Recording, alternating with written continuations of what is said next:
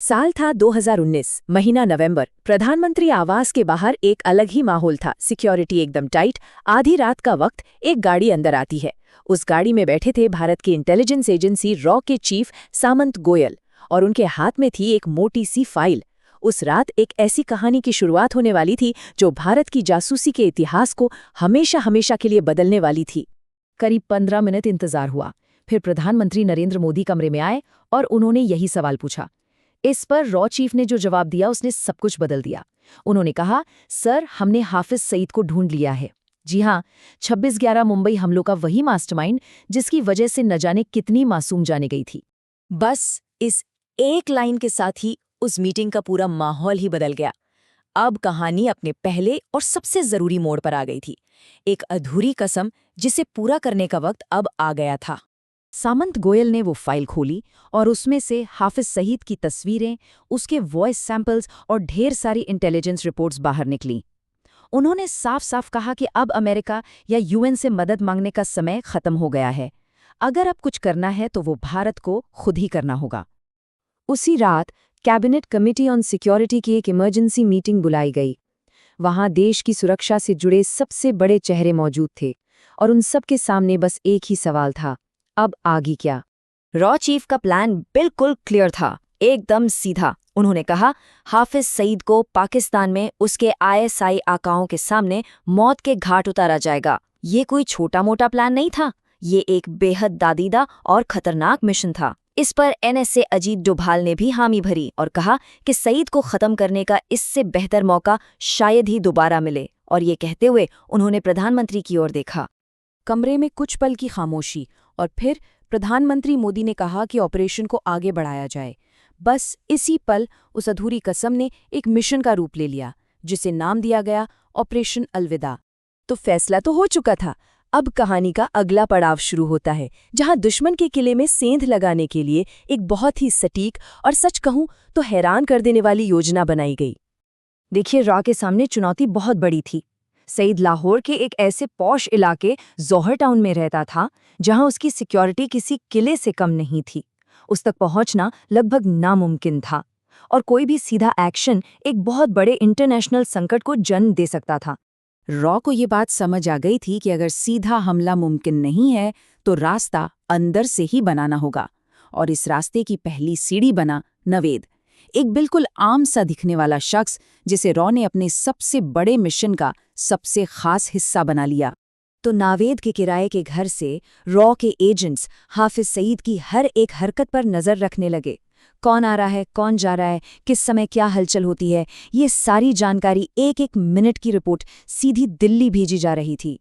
कुछ महीने गुजर गए। वासे ने नावेद को दुबई बुलाया और मिशन का असली मकसद साफ साफ बता दिया। पहले तो नावेद ने मना कर दिया, लेकिन फिर अमेरिका में एक नई जिंदगी और करोड़ों रुपयों का लालच, वो मान गया। और इसके फौरन बाद उसके खाते में पूरे 15 करोड़ रुपए ट्रांसफर कर दिए गए। ये सिर्फ पैसा नहीं था, ये एक इशारा था कि अब पीछे हटने का कोई रास्ता नहीं है। सब कुछ बिल्कुल प्लान के मुताबिक चल रहा था, एकदम परफेक्ट। लेकिन कहते हैं ना, हर बड़े ऑपरेशन में एक ऐसा पल आता है जहां सारी बाजी पलटने का खतरा होता है। और यहाँ तो ऑपरेशन पर एक नहीं बल्कि दोहरी मार पड़ी। एक तरफ नावेद को संभालने वाला एजेंट वासे अब इस दुनिया में नहीं था, और दूसरी तरफ उससे भी बड़ी मुसीबत ये थी कि जिस नावेद पर पूरा ऑपरेशन टिका था वो एक डबल एजेंट निकला, जो चुपचाप सारी जानकारी आईएसआई को दे रहा था। जैसे ही रॉ को इस धोखे का पता चला, दिल्ली में हड़कंप मच गया। फौरन आदेश दिया गया कि सभी एजेंट्स वो घर खाली कर दें। कुछ ही घंटों में एजेंट्स वहां से निकल गए, और उनके जाने के ठीक बाद आईएसआई उस इलाके की घेराबंदी करने पहुंच गई। मतलब बाल बाल बचे। अब रॉ के सामने सबसे बड़ा सवाल था, महीनों की मेहनत, सब कुछ दांव पर लगा था। क्या मिशन को यहीं रोक देना चाहिए? एक बार फिर प्रधानमंत्री की मौजूदगी में हाई लेवल मीटिंग हुई और फैसला लिया गया कि नहीं, तमाम मुश्किलों के बावजूद मिशन जारी रहेगा। और अब ये कहानी अपने अंतिम और सबसे विस्फोटक मोड़ पर पहुंचती है। इस बार रॉ ने एक नई और कहीं ज्यादा खतरनाक योजना बनाई। तय हुआ कि हाफिज सईद को अब कार बम के जरिए निशाना बनाया जाएगा। एक काली टोयोटा कोरोला कार खरीदी गई और उसमें सोचिए पूरे 300 किलो आरडीएक्स भर दिया गया। इस कार को नावेद के घर से कुछ दूर एक अंडर कंस्ट्रक्शन बिल्डिंग में पार्क किया गया, जहां न कोई चौकीदार था न कोई कैमरा। लेकिन अब सवाल था कि इस कार को सईद के घर तक ले कौन जाएगा। इसके लिए अफगानिस्तान से एक ऐसे शख्स को लाया गया जिसे मरने का कोई डर नहीं था। उसे भरोसा दिलाया गया कि उसके परिवार को एक बड़ी रकम दी जाएगी। जून 2021 की सुबह वो अफगान युवक कार लेकर हाफिज सईद के घर की तरफ बढ़ा। चेक पोस्ट पर पुलिस ने उसे रोकने की कोशिश की, लेकिन इससे पहले कि वो कुछ समझ पाते, गाड़ी सीधी बैरिकेड से जा टकराई और अगले ही पल एक भयानक धमाका हुआ। इस धमाके ने सिर्फ एक घर को नहीं हिलाया, बल्कि पाकिस्तान में बैठे आतंकियों के दिलों को भी दहला दिया। कहते हैं, धमाके की आवाज सुनते ही सईद इतना घबरा गया कि अपनी जान बचाने के लिए सोफे के नीचे छिप गया। इस हमले में वो बच तो गया, लेकिन उसके घर का मेन गेट और पूरा ढांचा तबाह हो गया।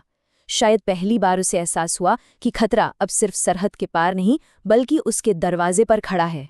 ऑपरेशन अलविदा अपने असली लक्ष्य को भले ही पूरी तरह से हासिल न कर पाया हो, लेकिन उसने पाकिस्तान में बैठे आतंकियों तक एक साफ संदेश जरूर पहुंचा दिया कि ये नया भारत है जो सिर्फ चेतावनी नहीं देता, बल्कि दुश्मन के घर में घुसकर वार करने की हिम्मत और ताकत दोनों रखता है।